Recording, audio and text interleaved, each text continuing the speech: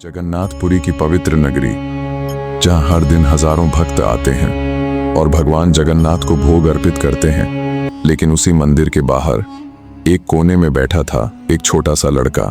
नाम था माधव। फटे कपड़े, नंगे पैर, लेकिन आंखों में एक अजीब सी चमक। वो रोज मंदिर के बाहर बैठता और अंदर जाते लोगों को देखता रहता। भगवान ने खा लिया होगा, अब आप खा लो। कभी उसने मांगा नहीं, बस देखा और इंतजार किया। एक दिन तेज बारिश हो रही थी। लोग दौड़कर मंदिर के अंदर जा रहे थे, लेकिन माधव वहीं बैठा रहा, पूरी तरह भीग चुका था। उसने आसमान की तरफ देखा और धीमे से बोला, भगवान, क्या मैं आपका बच्चा नहीं हूं? सबको खिलाते हो, मुझे क्यों नहीं? उसकी आवाज में शिकायत नहीं, बस एक सच्चा सवाल था। मंदिर के अंदर उस दिन बहुत बड़ा भोग चढ़ाया गया था। सैकड़ों प्रकार के व्यंजन। पुजारी ने पूरी श्रद्धा से भोग अर्पित किया, लेकिन जैसे ही उसने थाली देखी वो चौंक गया। भोग वैसा ही रखा था।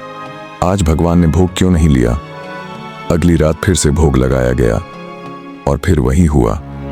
अब पूरे मंदिर में चर्चा होने लगी। किसी ने कहा शायद पूजा में कोई गलती हो गई, किसी ने कहा भगवान नाराज हैं, लेकिन सच्चाई कोई नहीं जानता था। मुख्य पुजारी ने तय किया, आज मैं सच जानकर रहूंगा। रात को वो मंदिर में छुप गया। चारों तरफ सन्नाटा था, दीपक की हल्की रोशनी और एक गहरी शांति। आधी रात को अचानक मंदिर के अंदर एक हल्की सी दिव्य रोशनी फैल गई। भगवान जगन्नाथ अपने स्थान से उतर रहे हैं। उनकी चाल शांत थी, चेहरे पर करुणा थी।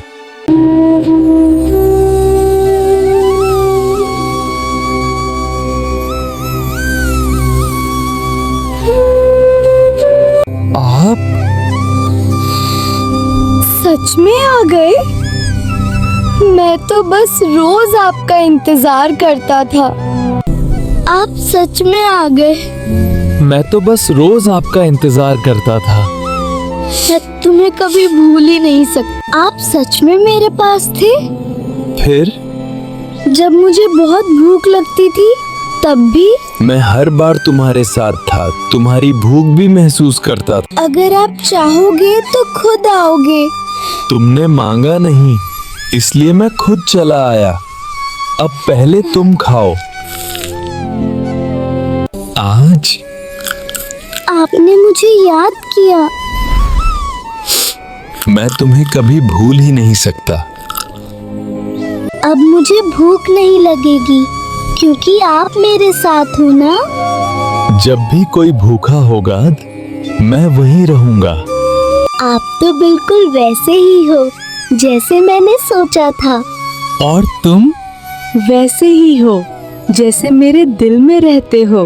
अब मुझे डर नहीं लगता, आप मेरे साथ हो। जब भी तुम मुझे याद करोगे मैं यहीं रहूंगा। अब तुम कभी अकेले नहीं हो।